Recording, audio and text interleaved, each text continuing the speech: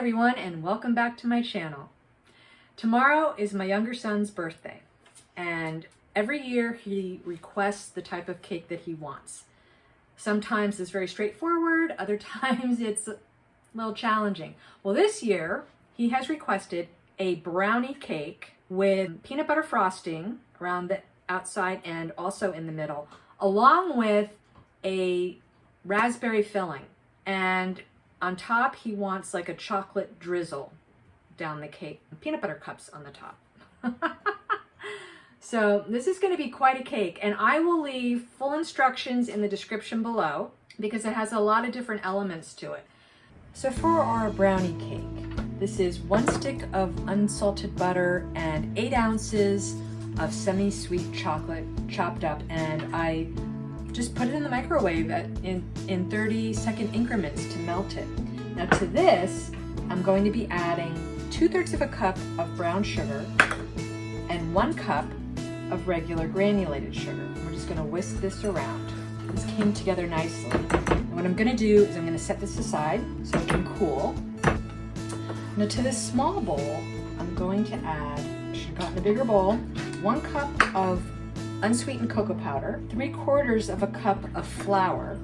See, we're not using a whole lot of flour here. That's why it's not gonna get like a cakey substance, and it's gonna be a brownie, like a decadent, fudgy brownie texture. I'm also adding 1/2 teaspoon of salt and 3/4 of a teaspoon baking powder. This has come together quite nicely, so I'm just gonna set this aside. To our cooled chocolate mixture, I'm gonna be adding 5 eggs. I'm going to be adding 1/2 cup of oil. You can use any neutral oil, canola, vegetable, avocado. This is 1 teaspoon of vanilla. Leave it to me, as usual, to use a bowl that's not big enough. What's nice though is that I'm not using my KitchenAid. It's like you're making brownies from scratch, and you don't need to use a mixer. You just need to do it by hand. Now the last thing we need to do is add our dry ingredients. Mix this around till everything is combined. It is the consistency of a brownie batter. Now I'm going to divide this batter between 3 6-inch cake pans. This is going to be so rich, I think 6-inch cake pans are better. So I'm going to just divide the batter as evenly as I can between all 3 pans. And I'm gonna be baking these at 350 for about 25 to 30 minutes. So it's the next day, and I've let the brownie cakes chill in the refrigerator overnight. I find that a chilled cake is much easier to work with than room temp. And now we're gonna make the peanut butter frosting. I forgot to show you how they came out. So it is definitely not cake-like. It's very brownie-like, so it's very dense, which means it's gonna be decadent and fudgy and yummy. In my stand mixer, I have a 1/2 cup or 1 stick of unsalted butter, and I'm gonna mix this until it's nice and fluffy. I'm adding 4 cups of confectioner sugar or icing sugar, and I'm gonna beat this for about 5 minutes. I want it really light and fluffy. I'm also going to add 1/3 of a cup of heavy whipping cream. This will help the sugar, the icing sugar, and the butter come together. This is 1 cup of peanut butter. It's a lot, I know, but that's what makes it so delicious. There we go. I love this texture. Look how creamy it looks, fluffy, just what I want. I'm cheating a little bit. I'm using some raspberry preserves. This is a really, really good brand. Like if you want like a filling, any kind of filling, like strawberry, blueberry, in this case, raspberry. But it's a really high quality preserve. I'm also going to be adding, beautiful, these raspberries, fresh raspberries. So let's get going. I realized as I was putting the preserves in this bowl that it still has seeds, and I don't want seeds in this. So, all right, yes, this took some work. So now we have some seedless raspberry preserves. So since our brownie cake is a 6-inch round, I have an 8-inch round cake board that I've just put some tin foil over, make it a little decorative for my son. Put a little bit of frosting on here so that I can put my first layer on, and that will stick.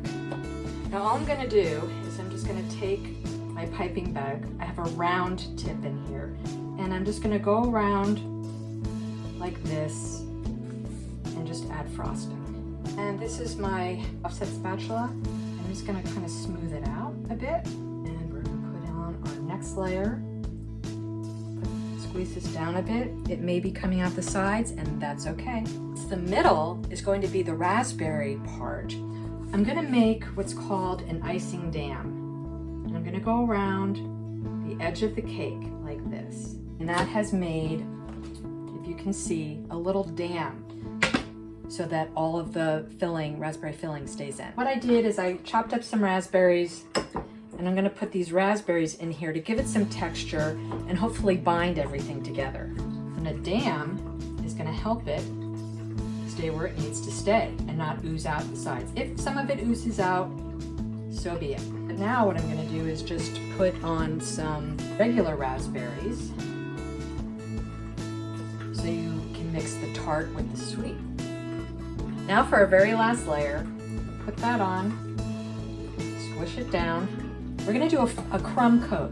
A crumb coat basically is a very fine layer of frosting. Put the cake back in the refrigerator for about 15 minutes so that the frosting will harden up, and then it will be much easier when you want to put on your final coat of frosting. Coat of frosting. It's like I'm saying coat of paint. When you want to put on the final frosting layer. Look at this big mess. I've gone ahead and I've kind of piped frosting around the entire cake. Now that the crumb coat is set, I'm just going to smooth it out a little bit.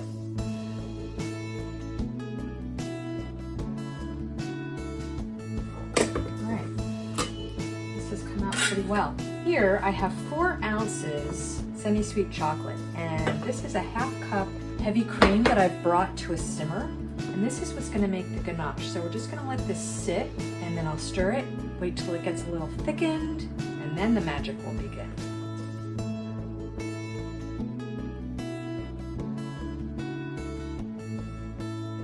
I think I like it.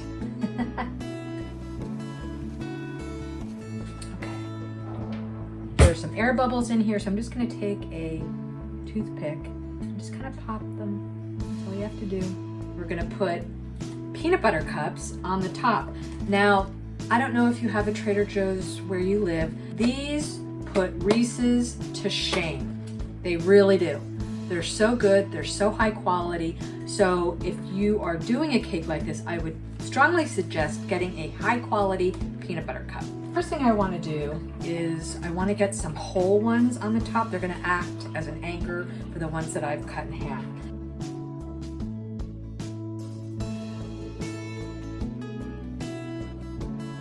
This came out really well. I'm so happy with it. I just love seeing cakes transform. And I can't wait until my son comes over, we celebrate his birthday, and he cuts into this. Happy birthday, Connor. Thank you, Mom. That's a big piece.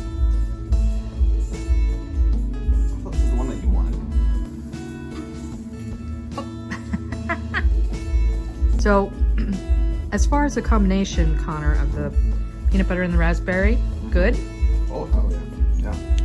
And then you have the chocolate ganache. Mm-hmm. So would you say that this, the texture is more cake-like or brownie-like? Or in between? Definitely a brownie. Okay, that's what I was going for. Like a brownie. Definitely a brownie. How is it, dear? It's really good. If I do say so myself. Hi, Sam. Hi, Roxy. Are you having a good time? Look at you, sweet girl. Look who it is. There you are. No, you can't have cake. You can't have cake. Get lucky. Thanks for joining me, everyone, as I made Connor's birthday cake. This kind of gives it away of how short I am, I think. How tall are you? 6'2"? 6'2". 6'2"? Something like that. I'm 5'1.5". I say I'm 5'2", but I'm really not short. Anyway, if you like this video, please give it a thumbs up. And if you haven't subscribed to my channel yet, I'd really love it if you consider subscribing. Hit that button, hit the notification bell, and I'll see you next time. Have a great day.